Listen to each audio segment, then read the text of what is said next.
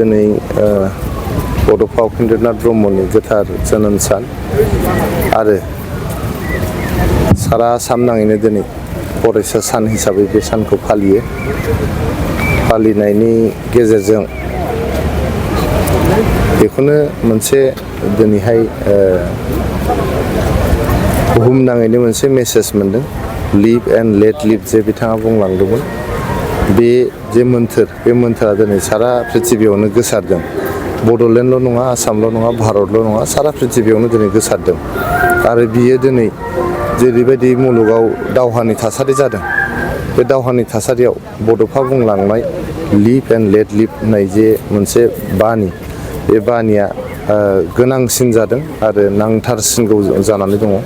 आरो दिनैहाय जे बे सानखौ जोङो बड'फा उपेन्द्रनाथ ब्रह्मनि जोनोम सानखौ जे फरायसा सान हिसाबै फालिनो हादों बा आसाम सरकारखौ फोसावहोनो हादों प्रमद बर' सारनि दैदेननायावहाय, जोंनि बिटिआर सरकार थानाय समाव बा आसामावहाय UPPL आरो BJP नि सरकार थानाय समाव जोङो जे 31 मार्चखौ फरायसा सान हिसाबै फोसावनो हादों, बे जोंनि थाखाय जोबोद गोग्गाथाव बाथ्रा।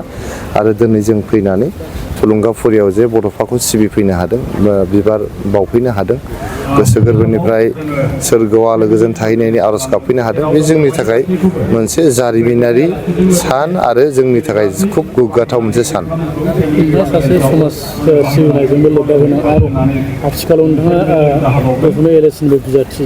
बे समाव नोंथाङा उननि समाव बड'फानि मा सिमांखौ नोंथाङा मावफुंनो नाजागोन? जों दिनैहाय राजखान्थिनि बाथ्राखौ खम रायलायनायानो मोजां, मानो होनबा दिनैथ' जोंहा बड'फा उपेन्द्रनाथ ब्रह्मनि जोनोम सान, बेयाव राजखान्थि थाया, बेयाव खुनु UPPL BPF बा गुबुन हान्जा बेयाव थाया।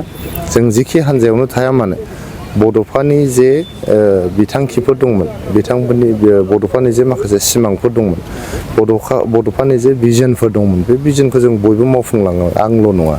जों दिनै बर'फ्रा नैबे थाखोसिम सफैदोंबा बड'फानि जे भिजन, बड'फानि जे माखासे हाबाफारि, बेनि गेजेरजों नैबे थाखोसिम सफैदों। नङाबा बे आलाय सिलाय जानाय बर'फ्रा जेरैबो लेखा रोङा, फरा रोङा, गुबुन हारिजों नाख्रेबजानाय, गाख्रेबजानाय, नासयजानाय मोनसे हारिया दिनै फैनानै फिसाबाबो बेवहाय सरकार खुंनानै गावनि हारिजों लोगोसे गुबुन हारिखौ नायनायनि मोनसे थासारि जे फैदों, बे एकमात्र बड'फानि थाखाय फैदों। ओंखायनो जों जेखि हान्जायाव थाया मानो, जेखि हान्जानि बिजाथि जाया मानो, MLA, MP, MCLA, अरायबो जों बेखौ सिबिनानै खुलुमनानै बिथांनि भिजनजोंनो जों दावगालांनांगोन।